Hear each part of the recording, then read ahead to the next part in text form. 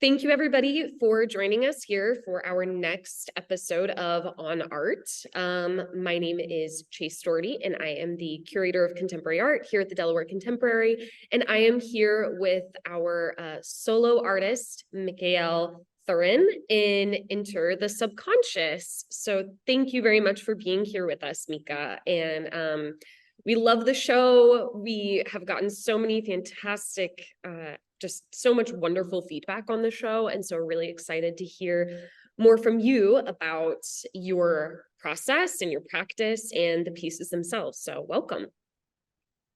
Thank you. Thanks for having me. Yeah. So I wanted to start off because as we were talking about the show, and the title of the exhibition is Enter the Subconscious, and what we're looking at in the gallery are all of these amazing portraits that you've done. And we talked a little bit about how these portraits are showcasing different areas of the subconscious and the way that you work with that, with the emotions. And I would love to hear just a little bit more from you about that. Yeah, so I think a lot about subconscious and emotions and how those are expressed throughout the body.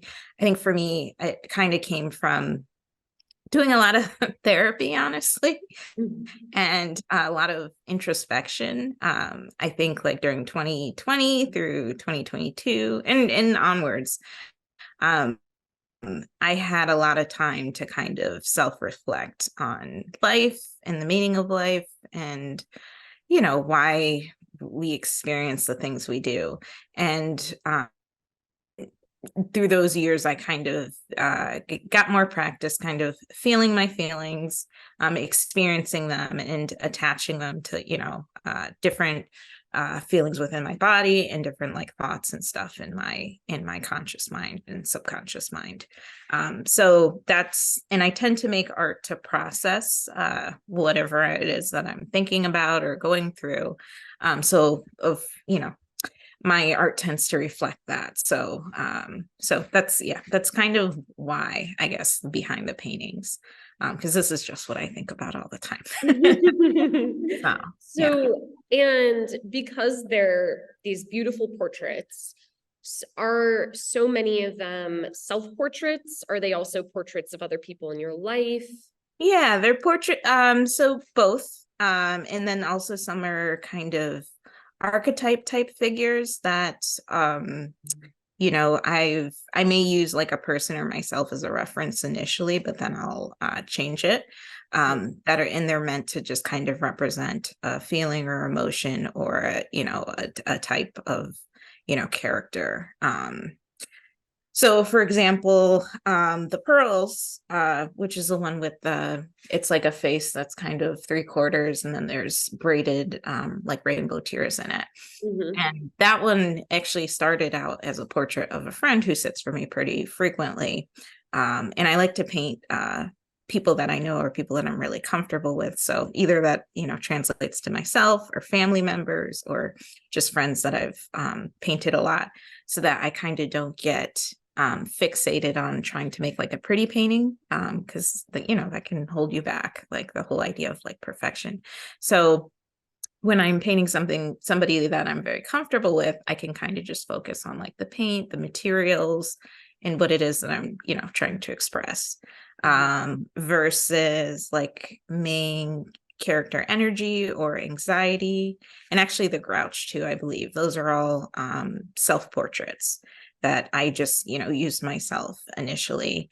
And I do that a lot, just because I'm not worried about how I come out looking in the painting. And I can I can exaggerate features or whatever, and I'm always there for a reference. So I find it's easier to kind of, exaggerate certain expressions and things like that, when I'm doing a self-portrait. I love that too, that you're always there for a reference. Yeah. Easy. Convenient. Convenient. Yeah. So going in a little bit more about your process, how do you, where do you start? And then how do you, because these works, there's just so much texture. There's so many materials associated with these works. So how do you really decide when they're done? So how do they start, and then how do you decide they're finished? Yeah, it's pretty intuitive in terms of like the doneness. But basically I try and like let the painting dictate where it wants to go. So some paintings I'll have more of a preconceived like idea of what it is that I want to portray. And I do a lot of like meditation and stuff. And sometimes when I'm doing that, I'll get like an idea for something. And I have like a little journal that I'll like jot things down. Actually, like on my phone, sometimes I'll have like the little notes app. And like if I can't sleep or something, sometimes I'll think of things, or sometimes I'll have I listen to a lot of audiobooks and stuff when I'm painting. And sometimes if there's something that like resonates really well, like or I have a lot of conversations with like my father about like spirituality and the subconscious and being in the moment and mindful. So like one of the paintings, Pain is Self-Created, which is like the lady covering her ears and her head and kind of protecting herself. And it says, don't editorialize, pain is self-created. Is actually something that I took from like a conversation I was having with him, and jotted down as a reminder or a mantra kind of to myself to like not make things worse than what they really are, and to be in the moment and take things as face value, because then it's you can deal with anything if you choose to attack it that way. And so I knew I wanted to do a painting of that in some way. And so I had, kind of started with the words actually for that one, and then, drew the figure. And sometimes it's the opposite. Sometimes I'll have like a character or something in mind, and then I'll add stuff to it later, and it'll become something completely different than what I thought it was going to be. And then, and then in terms of materials, it's honestly, I tend to be a very I have ADHD, so I tend to be a very like if I see something and it excites me and it's stimulating, I'll gravitate to that. So in my studio I have like everything's kind of on display. It's a little chaotic I think for some folks when they come in, but it just kind of helps remind me of like what I have. I also kind of, I go through the recycling and pull out, pieces of cardboard or gift wrap paper, things like that, or even like packaging from mail that I'm like, oh, it's, kind of cool pattern on it. And sometimes like I'll know that in there, like, oh, I can use this for this other painting, or I'll just keep it, hold on to it.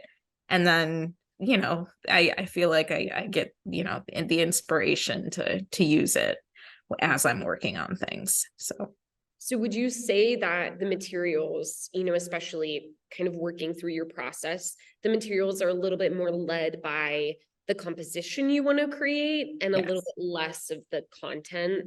Yes, I would agree. Well, yes and no. So, yes, I think because I went to art school and stuff and was, trained, I do think a lot about composition, like without even trying to. Sometimes it's like I'm just trying to break the rules and I'm like, this isn't supposed to work, but how can we get this to work? And that'll make it more exciting. I think a lot about like contrast. I think a lot about telling stories in terms of like telling a contrast story and having like various levels of that going on throughout the painting. Telling a story with, transparency, telling a story with, having a variety of colors. And, and you can use each of those things to represent something about the painting as well. Like if you tend to use a lot of like cool tones or something, it's going to get across a very different feeling than if you use like a lot of warm ones.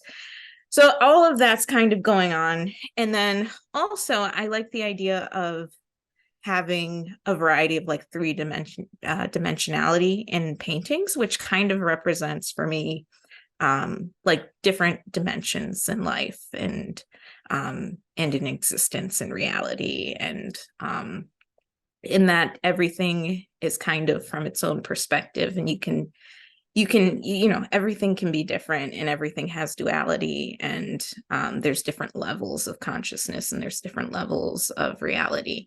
And so I think for me, working in mixed media and really being able to you know, like maybe do like a painted figure and then a textural background, and then have some elements that are even more heightened or played down, kind of helps to express that, that, you know, I don't know, the sense of it, I guess.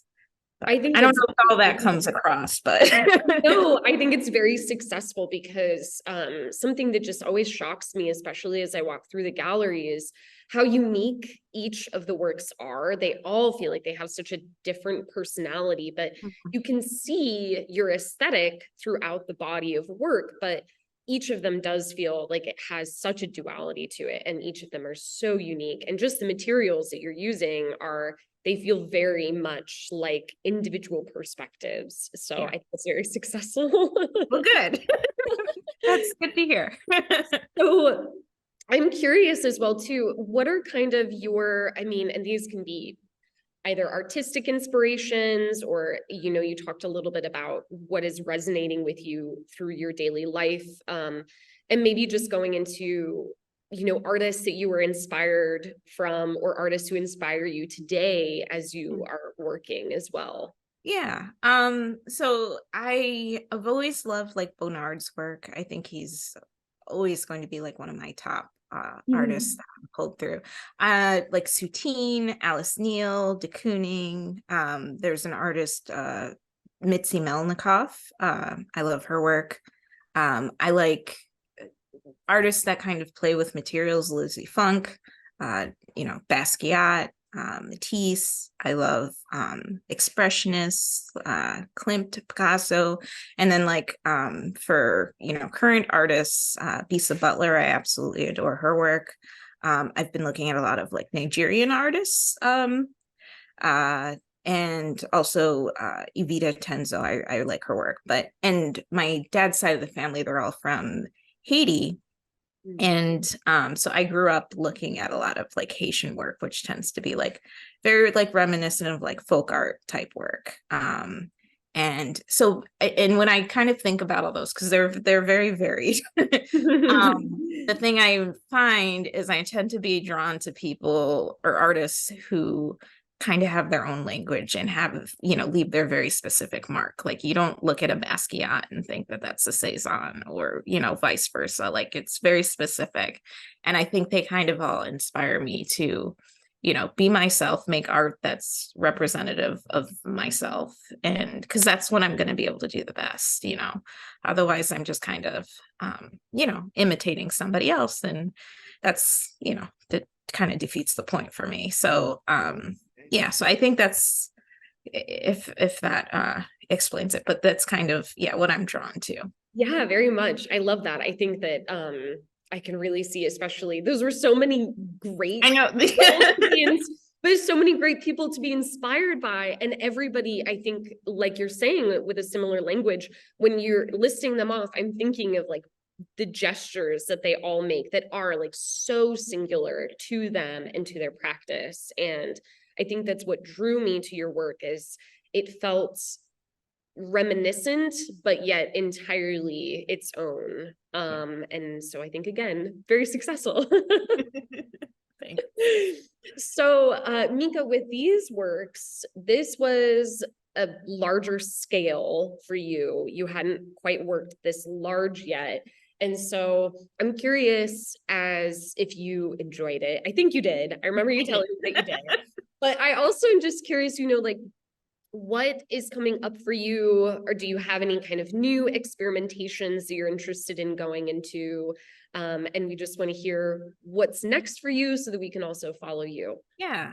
So, yes, I highly enjoyed the experience of working larger. I think sometimes with mixed media, it can get, especially when I started painting, it can get a little overwhelming. Like the idea that like, oh, I have to cover all these surfaces, I have to make all these materials work together in a way that's not like too distracting and that, you know, feels right.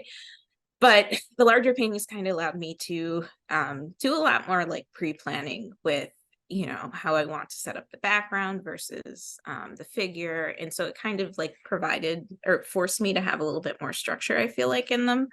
And I do have a show coming up in, I believe it's in April, at my gallery at Gross McLeaf. And And for that one, I want to also show some larger paintings. And for those, so like right now I'm pregnant. I'm a little past halfway. So I'm thinking a lot of those paintings are going to be, reflective of that experience. So there'll definitely be some archetype type stuff happening there, and expression of, I have a 10-year-old, soon to be 11-year-old, of what that relationship is like.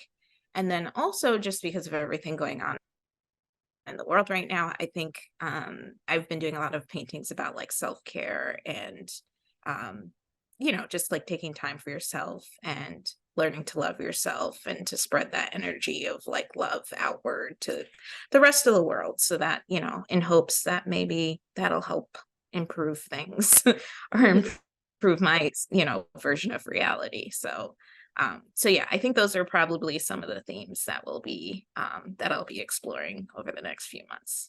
Fantastic. Well, thank you so much for your time. This has been really, it's just always wonderful to hear from you and to hear more about the work. We have so enjoyed having them here. And for anybody who hasn't seen, they're still up for another 2 months. So it's great. We get to keep them for another 2 months and we're really enjoying them. So thank you so much, Mika. Absolutely. Thank you.